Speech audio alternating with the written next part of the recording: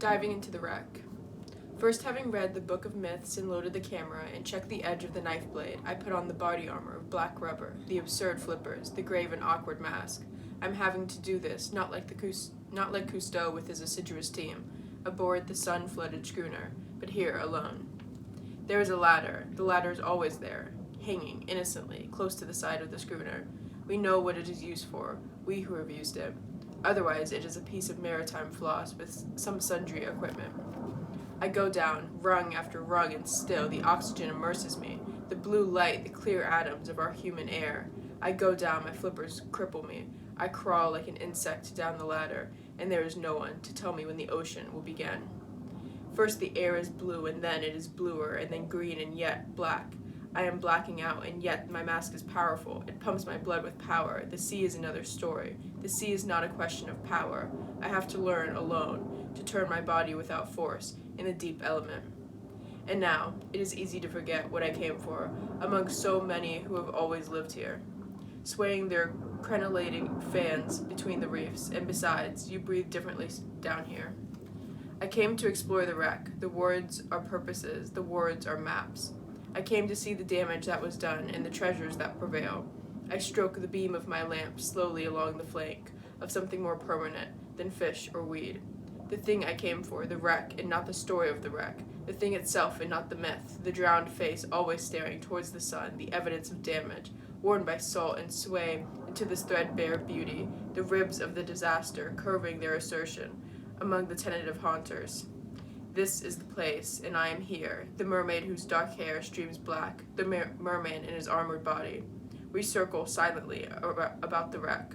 We dive into the hold. I am she, I am he, whose drowned face sleeps with open eyes, whose breasts still bear the stress, whose silver, copper, vermeil cargo lies obscurely inside barrels, half wedged and left to rot. We are the half-destroyed instruments that once held to a course, the water-eaten log, the fouled compass. We are, I am, you are, by cowardice or courage, the one who find our way back to the scene, carrying a knife, a camera, a book of myths in which our names do not appear. Diving into the Wreck by Adrienne Rich is written through a feminist lens and is about finding and exploring the truth about women throughout history.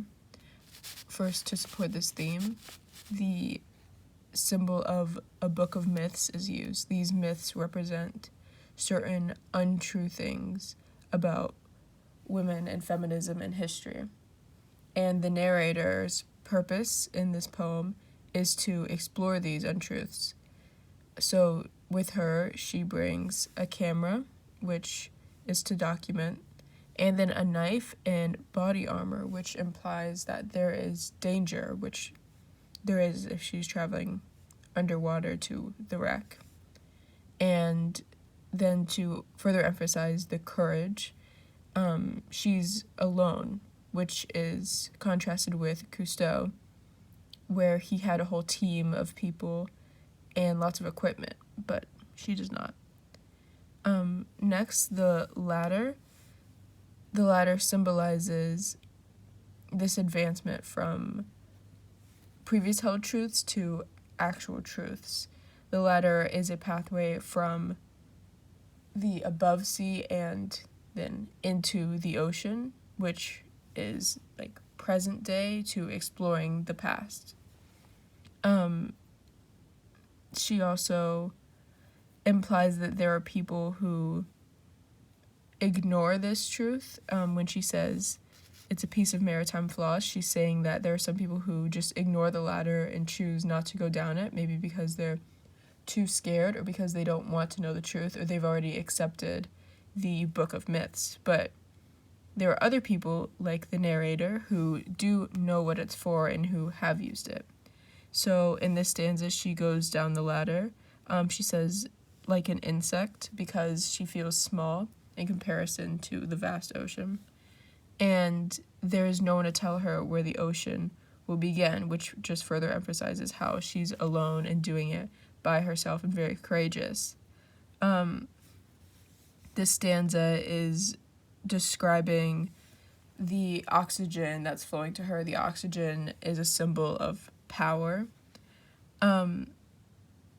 Next, she is talking about how once she's in the ocean, there are lots of things all around. It's a very vast ocean, and there are lots of things that may distract her or make her breathe differently or act differently or hold different beliefs. But in her pursuit for truth, she's staying true to herself and not being distracted by these things. These things may represent other people trying to dissuade her from finding these truths. They may represent false truths that may come in her path, but she is choosing to stay on the path that she set in the beginning of the poem. So then she finally comes to the wreck, and she's talking about the words being the words of the Book of Myths. And these myths are not true, but they serve as a good map or a purpose or a guide for finding the truth. So she uses that to find the wreck. And when she's there, she doesn't want to see the story anymore. She wants to know the truth, which symbolizes it just further emphasizes the feminist lens of she doesn't want to hear what maybe the most popular historians have already told or what is commonly believed to be true. She wants to find the truth for herself. Next is the drowned face, which is another symbol, and the drowned face is a symbol for all of the people, especially women, who were lost in the wreck or the lies about feminism. So these are the victims of those lies, and their faces are always staring towards the sun, which represents how they always had hope for a better future. She also contrasts the words beauty and disaster when describing the wreck, which shows how there's lots of nuance, and there's always more than just the Book of Myths. There's more to explore, and there's lots of depth into the topic that lots of people, maybe the common historians, may not have explored.